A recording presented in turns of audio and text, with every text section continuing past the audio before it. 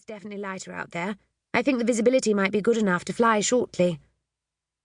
Before Ellie could stop her, Amanda rushed off. Margaret patted her shoulder. Rotten luck. I know how close you two are. I doubt that you'll get much opportunity to see each other until this wretched war's over. Things are supposed to improve now the Yanks are here. Yet a whole convoy was sunk the other day, and Jack said there aren't enough aircraft and ships in the Atlantic to protect them. The Americans haven't got into their stride yet. I think it's mainly airmen and aircraft that are here. The ground troops will be arriving next. Their servicemen, I gather, will be paid 3 times as much as our men, and will have everything they could possibly want on their own bases. No rationing for them. When I landed in error on a new base in Suffolk last year and looked around, I was astonished at how much they had. I can't see them being welcomed by the locals after what we've been through these past few years.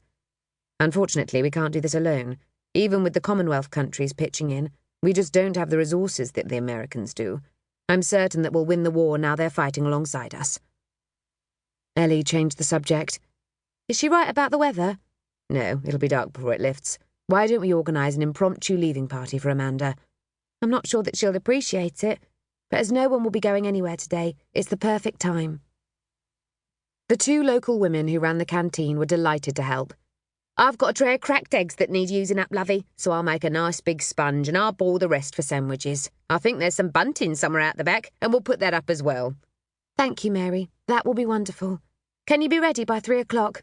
Righty-ho, shouldn't be a problem, as that gives us more than 2 hours. If you ask the other girls to leave, we'll close up for a bit so we can get things looking nice in here. It's a shame Amanda's leaving, but she's got to think of the baby. Ellie was surprised Mary knew the reason why her friend was leaving, but made no comment. This probably meant that the majority had guessed and were just waiting for Amanda to be asked to leave. This proved to be the case, and everyone was eager to do their bit to make the day special.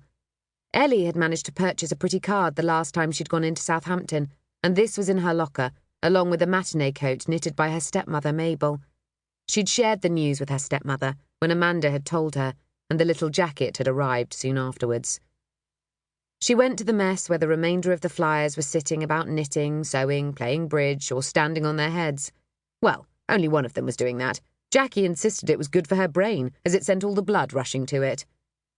Her announcement that there would be a leaving party for Amanda at 3 o'clock in the canteen was greeted with surprise by a few, but half of them had already guessed the reason. Several had, like her, something prepared for this eventuality. What we need, Ellie, is some alcohol.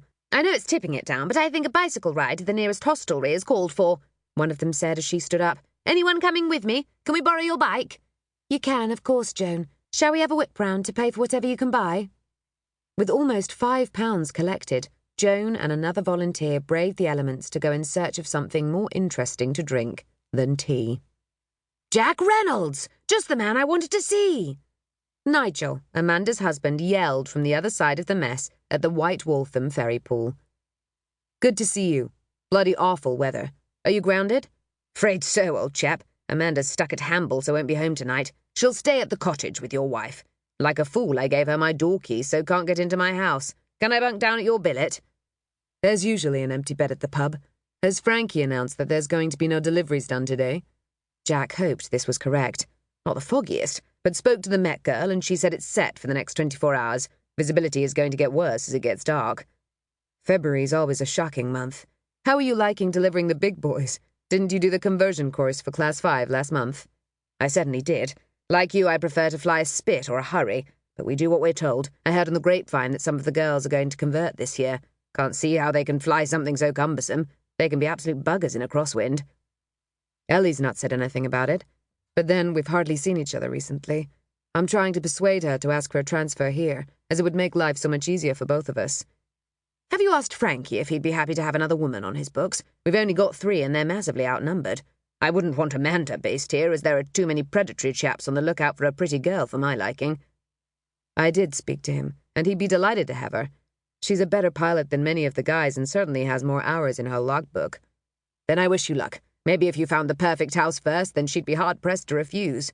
Good God, use your loaf and some of the money she inherited from that Dunlop chappie. Excuse me, I'm going to ring the pub and make sure there's a bed for you tonight. He didn't want to discuss the fact that Ellie was rich and that it had come from her previous fiancé. Greg had been a decent sort of bloke.